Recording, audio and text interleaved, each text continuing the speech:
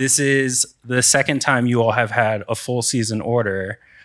So I guess my first question is, have you had any chance to breathe between then and now?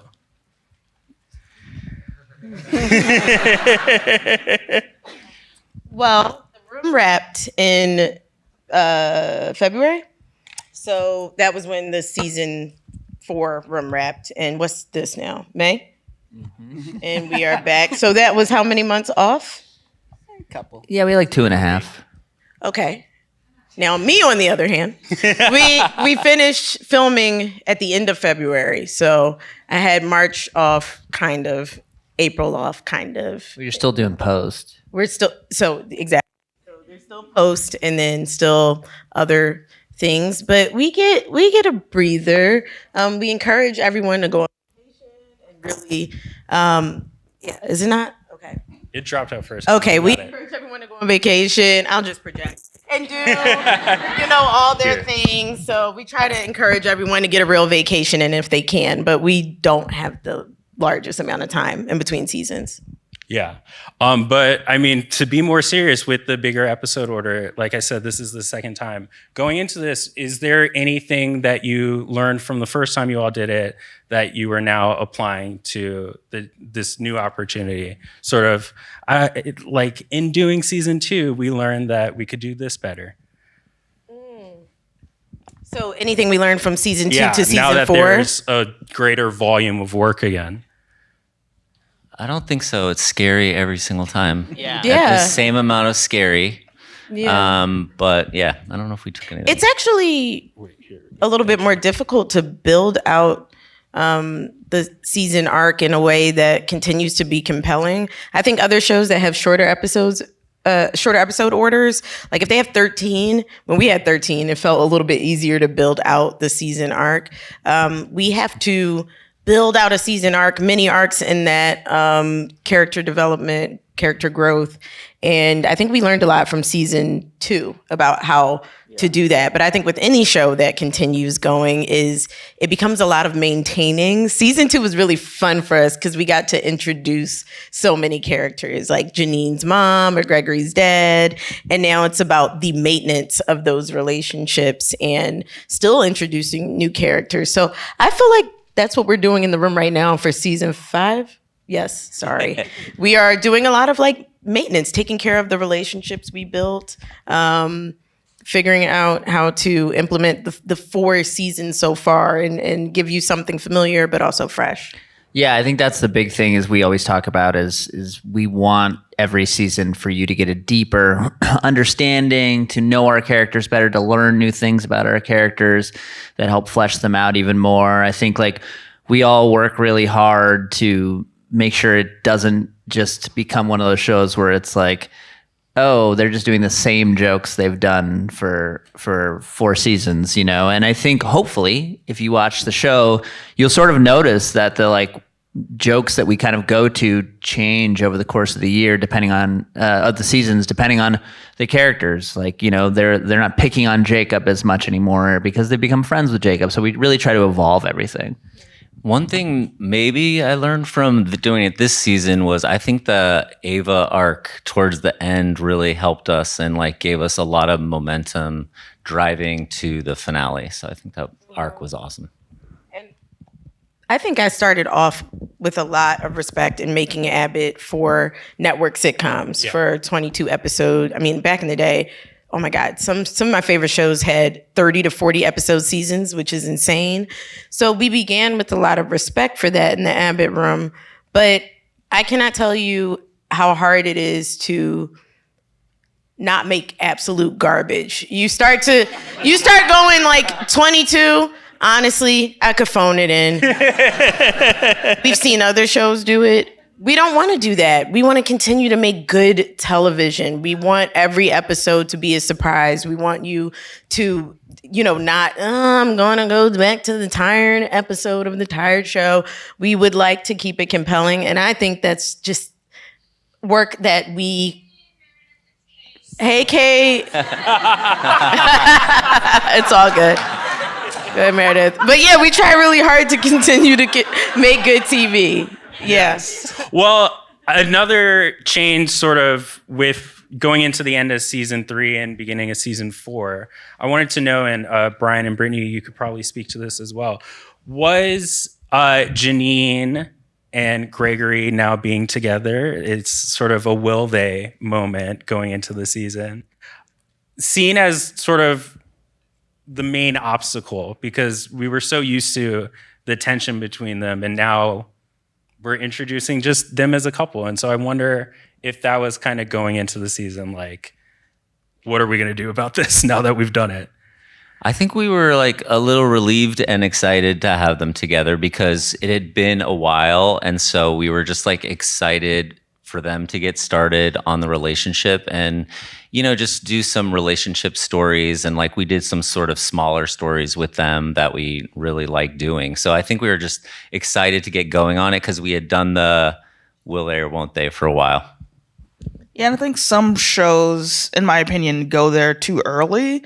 And so then you sort of have to undo a lot of the work you've done and backtrack so that you can sort of build them up and have them get together again. And I think that our timing was such that we really made people sort of wait for it and felt earned. And so we just get to have fun with establishing who they are as a couple now. Yeah, and I think also like from the very first time we talked about it with Quinta, she was like, I don't want this to be the Janine and Gregory show. I want it to be an ensemble.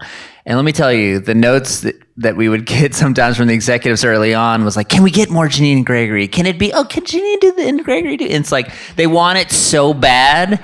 And it was, we had to push back and be like, the show is going to be stronger in the long run if it's not that. And I think, you know, she talks about loving sitcoms and you have sort of like an encyclopedic knowledge of sitcoms. And I think that really was pivotal in that decision. I feel like, you know, you knew this is the danger of doing that. Yeah. And this is a show that ultimately I think we get to go back. Something we're doing right now. You go back to the Bible of the show of why you created it. And as we start season 5, I, in my head, go, what is this show about? It's about teachers in Philadelphia trying to make the best out of what they have. And so we couldn't let that change to this show is about Janine and Gregory, or this show is about Ava, or this show is about Barbara. When you have an ensemble, it has to continue to focus on each character, but more than anything, be about what the show was sold on. Is that a clap thing? Yeah. I'm not used to a clap. Normally we have Cheryl, and it's like it just happens when Cheryl Lee Ralph says something. Claps off. But not to go against what you just said, I'm gonna ask about Gregory again. But one of the episodes that the audience just saw was Dad Fight, directed by Justin Tan, written by Ava Coleman. Love that episode. And so something I wanted to know is now that you guys, you're 4 seasons in, I think a lot of the writers have been there a while, right? Yeah. They all have. Mm-hmm. And so is there any sort of, in breaking down the season, like we know this person is really good at writing for Gregory, or we know this writer is really good at writing a field trip episode. Is there any sort of... No. Do you want to talk about that? No, I think that all of our writers, I mean, we sort of make sure all of our writers can write all of the characters. Mm-hmm. And all of our writers like writing all of the characters. I don't even think that I could, if I was looking through the writer's room, could even say like, oh, I wouldn't even be able to guess who their favorite character is, I don't think. So I think that's a credit to the writing staff. I mean, the writing staff really puts in everything to all the characters in building out those stories. So honestly, like, we don't assign episodes based on who we think might nail that episode. We honestly go down the line because we have such confidence in the writers that we have and in the way that the show is built. We know that that can happen. The crossover was the only exception with Sunny because Garrett Werner was our like sort of resident Sunny expert, so it made a lot of sense. Yeah. So there's not like a Ava Whisperer, but there is a Sunny expert. Well, we tend to really, before it gets to a writer, we have developed this episode as a room, right? So a lot of the voice development is done before it even gets to the writer to put pen to paper on the episode. I find that to be really beneficial. It's something I learned working under Justin. I didn't have that experience before working with Justin. And I think it's so helpful. I think it makes a more cohesive show if everyone is part of the building of an episode. And then granted, there are still though, it's not like the writers don't get to put their touch on it at the end. There are definitely episodes that Brittani has wrote and it's like, yep, that was Brittani's episode. It's not like that is getting taken away from our writers. You all saw one of the episodes. You did see one karaoke. Tonight. Yeah. Yes.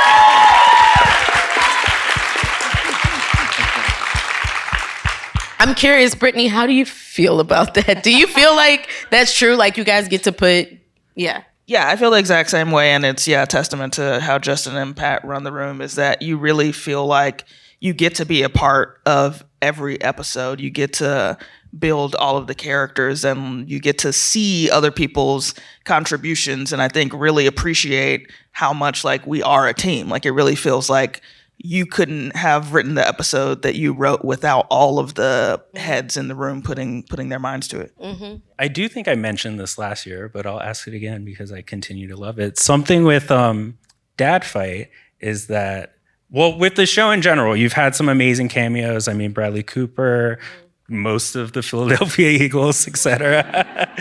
But there's also people that end up on the show where if like comedy nerds are incredibly excited to see. So Ex Mayo is the mom in this. Langston Kerman is the titular dad in Dad Fight.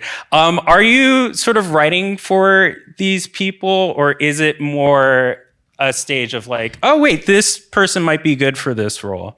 We're usually character first. I especially think for Langston and X that I could be wrong. I don't know. We didn't think of them first, right? Langston's a friend of mine. Yeah. And then the character got written and it was like, okay, Langston can do this. So it does go, I will call my friends first who I know are good and have something wonderful to offer. X, I've just been a fan of. I think she's great and everything.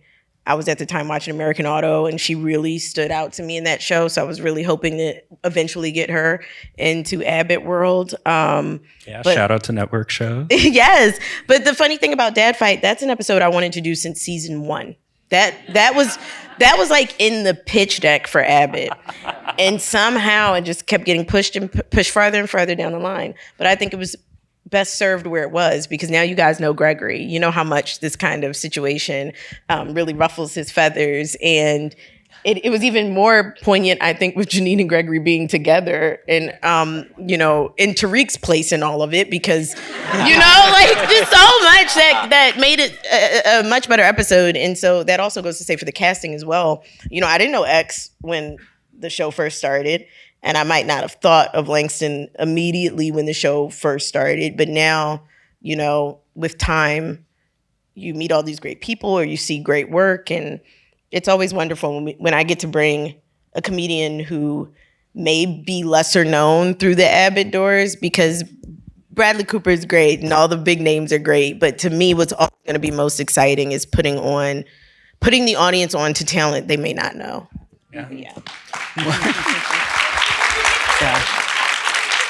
That made me think of Tyler Perez, who plays Jacob's brother. Oh, yeah. And he sent in a tape, and it was like the most elaborate audition where he had cut in these interstitials with like workouts. And normally like that stuff will like throw you a little bit, but this was like so spot on. He like knew the character. Mm-hmm. Yeah. That's amazing. And I wonder, because that's a family member and it's been a whole thing about sort of introducing family members. Is there anyone where it's like wish list? Because I know with Melissa in particular, Bette Midler had pitched herself and that would have been amazing. But you guys got Talia Shire, which is... Yeah, we got Talia, which, by the way, I'm not sure people know, or maybe, okay, I didn't know how goated Talia Shire was. She's like white Tina Knowles. She's given birth to so many famous people. Like she has so many. I think she's like Nicolas Cage's aunt. I think she's Jason Schwartzman's She's Jason Schwartzman's mom. She's Adrian, by the way. If you all She's Rocky, Adrian. So to me, she was just Adrian and Rocky, but I didn't know It that is she Philly was royalty, Yeah, Hollywood she's Philly royalty. I had yeah. no idea that she was a goddamn a Coppola. She's a it was just so much. I was like, what? But what was the question? I'm sorry. I'm gonna stop. We were if there was a wish list. list for like family members. I don't really have that big a wish list. We really do go writing first, person second, and it's like whoever's available. For instance, with Taraji, we wrote Janine's mom, and it was like, oh, okay, who's available? And to be able to have Taraji. Same thing with Orlando. Well, Orlando was an interesting thing where I do go, when it comes to family members or when an actor has to kiss somebody, I do like to ask them, do you have someone in mind? It's just like a comfort level thing. And Tyler, when we first were casting his dad, I was like, you've been in this business for a long time. I think it's also important to have nice people. I really like nice people. So I was like, do you know a nice person that you want to play your dad? And he was like, I've always wanted Orlando Jones to play my dad. And that was like, in Orlando's a welcome piece of the Abbott puzzle. Yeah. And it's really nice to get people that way. So we try to, I think, do that more often than not. Yeah, that was particularly exciting in the finale because when we're first introduced to him, he's on the phone. And so it is a little like, okay, Orlando's here, but when is he going to be like actually there? Yeah. But like I said, another episode that we watched was karaoke. Brittani, with something like this, I feel like people's songs really say something about them. And so you're responsible for us learning some deep stuff about these characters. Like, what were there any songs that we saw that were written in? And if not, sort of, you all as producers can speak to this as well. What were some of the challenges in the songs that you did get? So yeah, first, were there any songs written in that made? Yeah, they were all written in. Oh. Yeah, we as a room, we sort of talked about our dream songs for each of the characters. And then we had to make some changes based on how much songs cost. Popular songs are more expensive, if you can believe that. And so we sort of had some anchor songs, like Jacob's song was like, we were like, this is a must-have. We have to have this one. And then we sort of, we'll spend $1 million for that to be the song. Wake up. And then the others we sort of like had, once we had the list from the room, we were like, okay, we'll try to find things that are like in this vein. And then for like the group song at the end, I got a list of songs from our music supervisor, shout out to them, who were like, these are some cheap songs that could be like group songs, and City High happened to be on there. And when I was in my 20s, every party that I had, I ended with that song. And so I was like, this is perfect.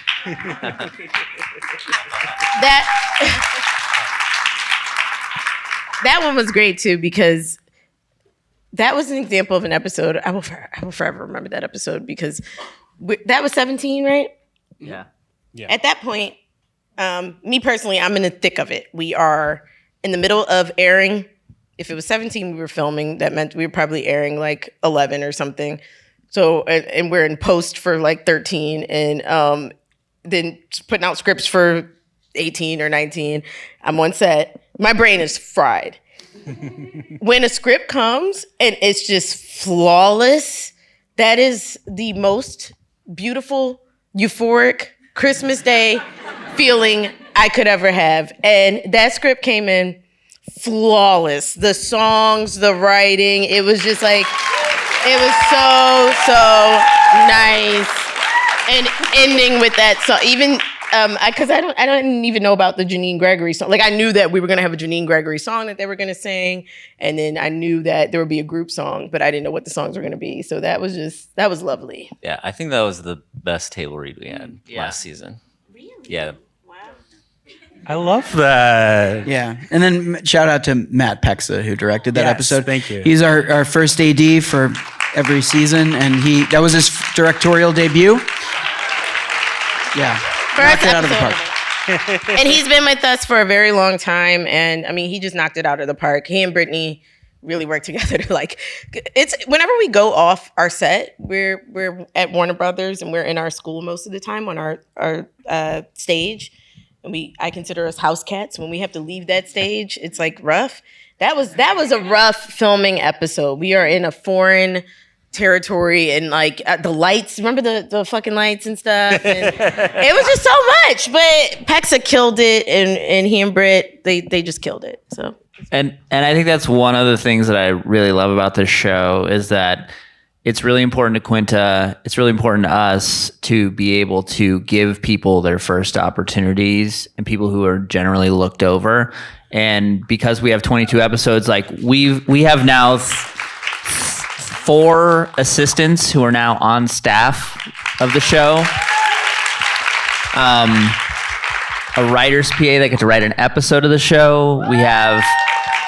We have first ADs getting to direct. And it's super important to her, and it's very important to us as well. And it's been a really just a great thing to be able to do. And because we do 22 episodes, and a lot of other shows don't, like, we are able to actually bring people along and start a bunch of careers. And I think that that's been really fun. Absolutely.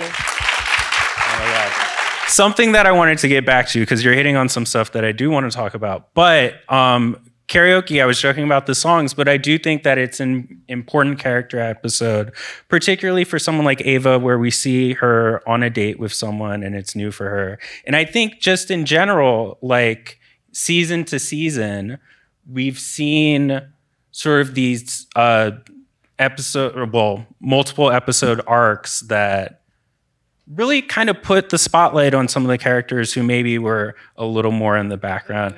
And so, like, for example, Jacob and Melissa becoming roommates last season. This season, though, like I said, we got to really know Ava on a deeper level. And so just with characters in general, is there a talk of, like, who do we think we want to focus on a little more this season? Or how does that kind of come about where someone in the ensemble, and it's still an ensemble show, kind of gets that spotlight? Yeah, I felt it was just time for Ava last season. She was such a polarizing character to begin with. So many people did not like Ava's character in the first season. And that was fine, because I think that women characters that are unlikable at first are naturally more compelling in the long run. And you don't dislike them because they're evil or they're bad. You're just like really not used to seeing it. And I remember when we did the pilot, and it's so funny, this little meter rates your pilot, right? And there's these dials, and the dials go up and down, and they like say, oh, when this person's on screen, I like it more. When this person's on screen, I like it less. And the character of Ava was like polarizing and middling out in a way that was very scary. But I really had faith in our ability to write her and Janelle's performance to turn it into something over time. And here you are 3 seasons later, and, you know, Ava's people's favorite character. And I felt that it was time to showcase a little bit more about her because she had earned so much. I think the way people were rooting for Ava this season, even the fact that I've never seen our audience more mad at us than when they thought she was fired. And it's TV. She's not fired, but yeah. I was getting DMs and threats, quite honestly, about, and I couldn't believe people really thought we were firing her. We would never, but it was just like, so. Yeah, you guys put out that fire pretty quick. I think Janelle thought we were firing her when she read it at the table read. No, because I went to her and said, you're about to read something, just so you know. But I've never seen our audience more mad at us. And I think that's such a compelling character. So it was just time for her to have a little bit more spotlight. Yeah. I do think there's like a direct correlation though between like the testing for the pilot and like Ava was like kind of the antagonist in the pilot, and with pilot testing, like anytime there's conflict, the dials go down. So like then you get notes like maybe you can trim that part out. It's like, well, there's no story. Yeah. But like I do think there's like a direct correlation between that kind of audience reaction, the pilot to Ava being the antagonist, and then also that conflict last season with her getting fired. It's like people just, I love this character now. I don't want a bad thing to happen to that character. So, but that means it's working. The other thing I want to say, which she's not going to say, is that the reason we're able to do this is because never once in the 4 seasons of the show has she ever said, I need to have this story about me and my character. I need to have these lines. I need to have the A story in this. She sort of, I think of it like sports, like all the greatest athletes are not the ones who are like, I need to score 40 points a game. They're like, I need to do whatever it takes to make the team win. Mm-hmm. And I feel like from the very, very beginning, we literally had to talk her in, Pat and I had to talk her into being the lead of the show because she just saw the show and wanted the show to be this ensemble. It was really great. And because of that, never in the writer's room are we ever like, well, we know we gotta have to angle this towards her character. Like we never, you'd be surprised at other shows how often that happens. And it's a true gift as writers to be able to say, let's just tell the best story and know that that's what we're gonna get to do.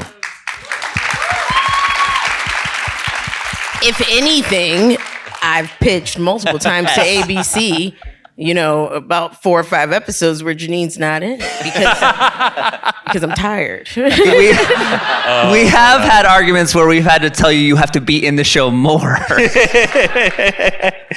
And you had that out at the district and Janine stayed. Oh, I love that. But sorry if this is cheesy, I have to do it. Raise your hand if you directed an episode for the first time this season.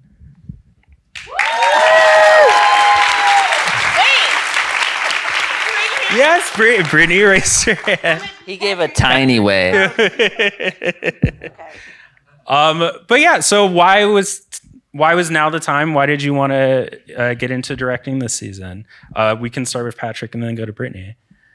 Well, I was supposed to do season 3, but there was a strike. Fair.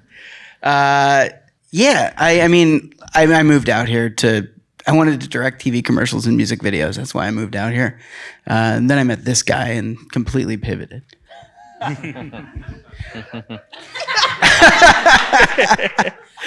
Yeah, so I've always, I don't know. I think I'm a pretty visual guy, like what an amazing opportunity, to have been with the show in this capacity for 4 seasons, to work every day with Randall Einhorn, who is our executive producer and producing director, since the beginning. And to really, I mean, he's a mentor. So to learn under him, and then to be able to do it with a crew and a cast, and Kate Peterman wrote the episode that I directed, the Delhi episode, and everybody's just we're all buddies, and like everybody wants to just do a great job for each other, and I didn't sleep and in the best way possible, and was sweating every detail. It was awesome. And I'll pass it over to Brittani, who absolutely crushed her episode. But before you pass to Brittani, though, he also had another big episode, another one where we left the school and went outside, and that's just not, I can't stress enough how that's not easy to do for us, and we didn't pull back for his episode or Brittany's. We didn't say, oh, this is Pat's or Brittany's. Let's change course and make sure it's just easy in the school. They both really came to play with these big, huge episodes. I feel like Pat's episode was one of the biggest outside episodes we ever had, but yeah, killed it. Sorry. I ran into Pat at like 7 a.m. at Warner Brothers, and he just started talking to me for about 30 minutes about all the shots he was planning, and his episode was like a month away. I was like, all right, man, that sounds good. All right, crazy. But he was very, very prepared. I mean, honestly, like, shout out to Randall, because I did not move here to direct. It was something that I only started seriously thinking about when, during my first episode of Abbott, Randall was directing. And I think I just was like, very talkative and had a lot of opinions and things that I wanted to get. And he just was like, do you want to direct? And I just said yes in the moment. And then we sort of built off of that. And I mean, it starts with that question, I think, of like just someone being willing to like see you and put attention on you and ask you the thing that a lot of people in this industry won't ask you. And that is like how it came to be. Truly was just like this old white guy being like, what's going on with you over here? Yeah, no, I mean, I think that what's amazing about this show, we said it before, it's rare that you see a show that shoots in LA nowadays. It's rare that you see a show that shoots for this many episodes. It's rare that you see a show now where there is this environment where you guys really foster growth and people are allowed to experiment with different responsibilities. I guess I can ask this to Brian as well. Like, how did you all foster that environment where there's room for people to not only just get promotions, but try new things? I mean, it's just these three. It's just like, it starts from the top. I mean, Quinta, like, these are the most generous people I've ever worked with. They're amazing. I'm not just saying it because they're my bosses. They are, I mean, they're incredible. And so they just give people opportunity and room to grow. And it really is like, starts with Quinta and like, our whole cast and crew, it sounds ridiculous, but it's true. Everyone is so nice and amazing on this show, and it's just been the best experience of my career, and I love coming to work. And if I could just piggyback off that for a second, it's also, I think, like, the knowledge that they had when they were like hiring the room, like somebody like Brian, who's like a vet, a sitcom vet, has been on so many shows that we watched and that we thought were canceled too early and all these sorts of things. But like to be in that situation, which can be so intimidating, like doing 22 episodes, and to have someone like Brian in the room who can just like hold it down and like be a steady force throughout, is like the knowledge from them to know sort of what we all need collectively to keep our sanity through a situation like that. Yeah. Just a couple last things. One, you've said before that there are just some topics that are a little too real to do on Abbott Elementary. I don't think we're seeing a very special episode where the kids are in grave danger. Mm-hmm. But I wouldn't say that the show has strayed away from serious issues. I wonder, have like the boundaries changed at all in terms of like what real topics that you were still down to tackle on the show? Because we saw like the SEPTA strike this season. We saw sort of district budget issues, and if there's I forget, like bad things going on in the district. Mm-hmm. I have two thoughts. One is that I think we've earned a lot of trust with our audience now. We wanted people to know that Abbott was a show they could come to and feel good, you know, that I never wanted to disrupt that trust. I know there are many, there are many shows, some of them my favorites, that you go to and you do not know if you're going to be watching a comedy or not. You do not know that when you show up. You're like, I don't know what the hell is going to happen. But I wanted people when they came to Abbott to know that they were going to have a nice time and something they could watch with their family members. And I think we've earned a lot of trust. So trust allows you, I think, to cover heavier topics. Yeah. The other thing is, I don't like the idea of tackling something. It is not my job to tackle anything. I am just, we are just making a sitcom. We are just making a show. I don't want to tackle anything. That's not how I wake up in the morning. Like, I want to tackle. I just don't. And I think through the nature of our characters and the world of Abbott, you know, an underfunded public school, those things just happen, you know? And it's so funny because the other thing too is, as a Black female creator, there's like assumptions of what you set out to do. And it's like, she wanted to say that with that. And it was like, I probably just wanted to tell a stupid ass joke. But I like that people find layers underneath things. I like that because that's also true. I'm not always hyper aware. I don't think any creator is always 100% hyper aware of the layers that have gone into them making something happen. Janine has been interesting for me because I've received so much feedback from like Black women about Janine and the way she dresses and her hair and the decisions she makes. And it's like, sometimes just like, whoa, to me, it's just this girl. But my upbringing, where I've been, how I grew up, all of that goes into my worldview. So it's very interesting to watch the audience have that experience. But we still want to do our job first, which is to make a comedy. Yeah, and I think that's the thing that I love so much about the shows is the three of us, when we were first pitching it, is funny first.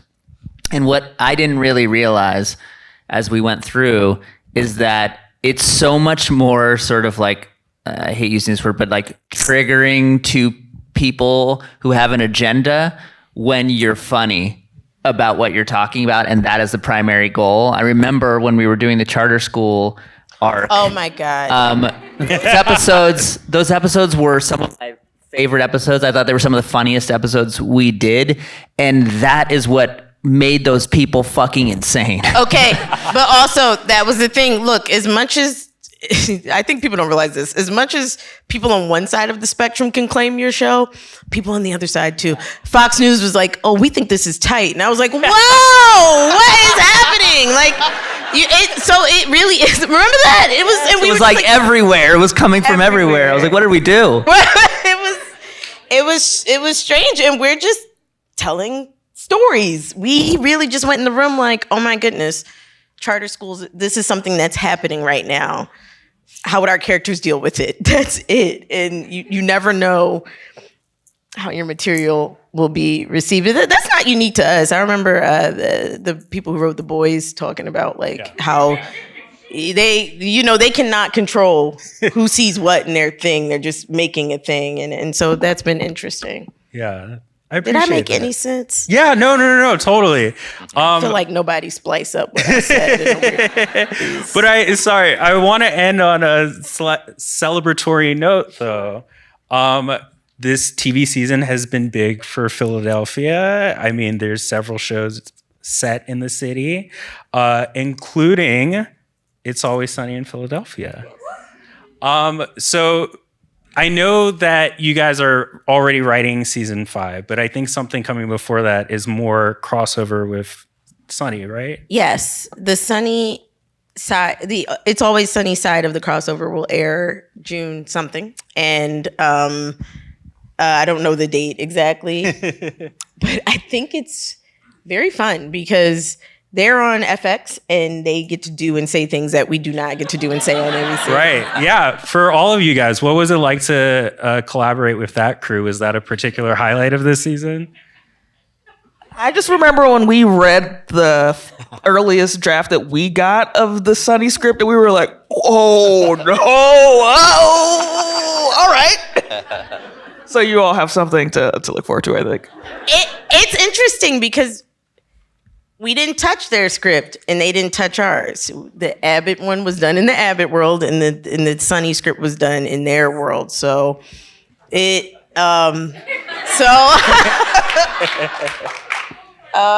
I know. Yeah. So you just have to see it. It's heavily connected to the episode of Abbott that has already aired. So you will be rewarded. I'm trying. I mean, we've tried to convince Hulu to just like put up a big tile like on the homepage, like so that everybody can just watch it back to back. I don't know if it's gonna happen. The preview is. I think you realize that our teachers act a certain way in front of our documentary. Everyone does. Everyone, by the way. You know, you want to be seen as your best when you're in front of a camera. When they're not in front of their documentary crew, you get to see a very different shade of every single person who's in Abbott. And I think it's really fun. I was in it. I acted in it. And then when I saw it, I was like, oh my God, Janine, girl, inappropriate, as if I didn't do it. So it's really fun. Oh my God, you gave us an amazing teaser. But thank you so much for taking the time to talk to us. Oh my God. Thank you so much. And Can I just say something before we wrap up? This is our 4th year doing it, and I feel like the writers went on a walk the other day and we're talking about how we've been doing this for 4 years, and it's a pleasure and an honor to be able to make a show that long. And everybody wants awards, but the real reward is like having audiences like you guys who are still watching, showing up for and supporting our show. Thank you for being here and for caring about what we do. It is not easy to pull off in this world, and we're really all so grateful. So I just wanted to say thank you. Of course. Yeah. Thank you. This has been Pass the Remote with Abbott Elementary. Thanks, everyone. Thank you.